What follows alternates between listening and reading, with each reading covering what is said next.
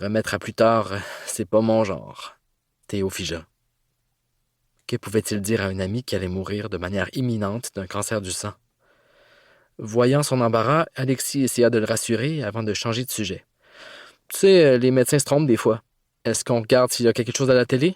Théo se sentait coupable quand il recevait des appels de Tyler, car il passait davantage de temps à communiquer avec son nouvel ami qu'avec son camarade de longue date. Afin d'atténuer sa culpabilité, il demanda à sa mère s'il pouvait inviter Ty pendant la fin de semaine de la fête du travail. Elle appela Frédéric et Jacob et leur offrit de payer la moitié du voyage en avion. Ainsi, les deux ados auraient davantage de temps ensemble. En autobus, le trajet serait terriblement long, avec les arrêts dans de multiples villages. « Héloïse, c'est super gentil de ta part. Tyler ne l'admettra pas, mais il va pas très bien depuis que vous êtes partis. Théo et lui étaient presque frères siamois, et là, même s'il a d'autres amis, il se sent terriblement seul, expliqua Frédéric. Je suis désolé. J'espère que cette visite l'aidera. Théo va descendre chez son père pour l'Action de grâce. Ils pourront se voir là aussi, proposa-t-elle. Ne t'en fais pas. Je sais qu'avec le temps, ça ira. Surtout quand l'école va recommencer. Ty sera occupé avec ses cours et la nouvelle saison de hockey. En passant, comment va Théo?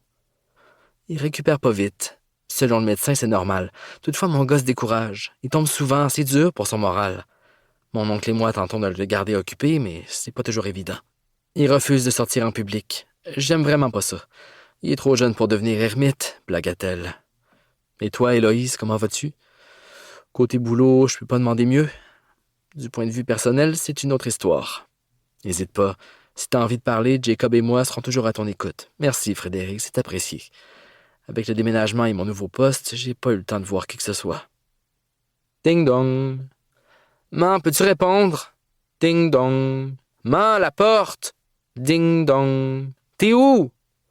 Toc, toc, toc. OK, pas de panique, j'arrive. Théo se leva de son lit, prit ses béquilles et se traîna jusqu'à la porte d'entrée. Toc, toc, toc. L'adolescent retint un commentaire bête en voyant qui se trouvait sur le perron.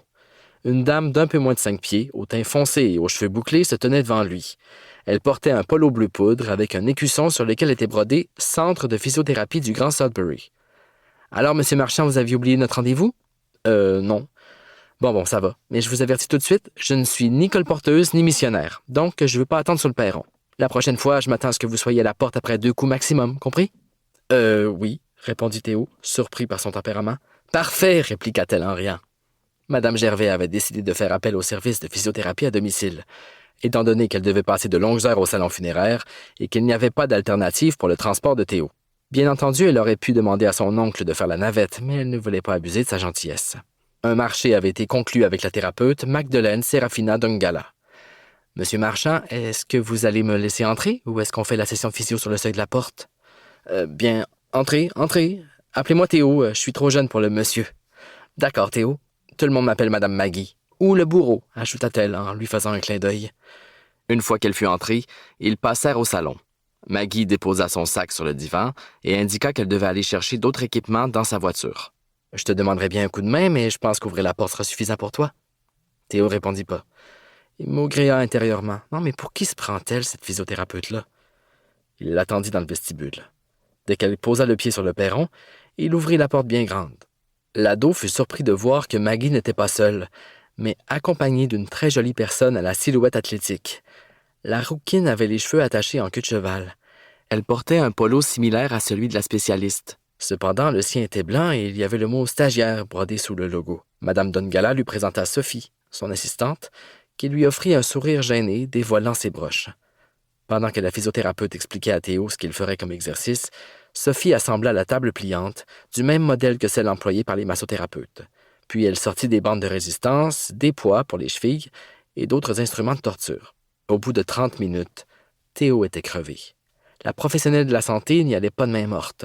Elle le poussait à effectuer une variété de mouvements pour assouplir les muscles ankylosés et pour renforcer les jambes. Pour continuer à écouter ce livre audio gratuitement, cliquez sur le lien dans la description et vous pourrez l'écouter en entier sans frais grâce à l'essai de 30 jours d'Audible.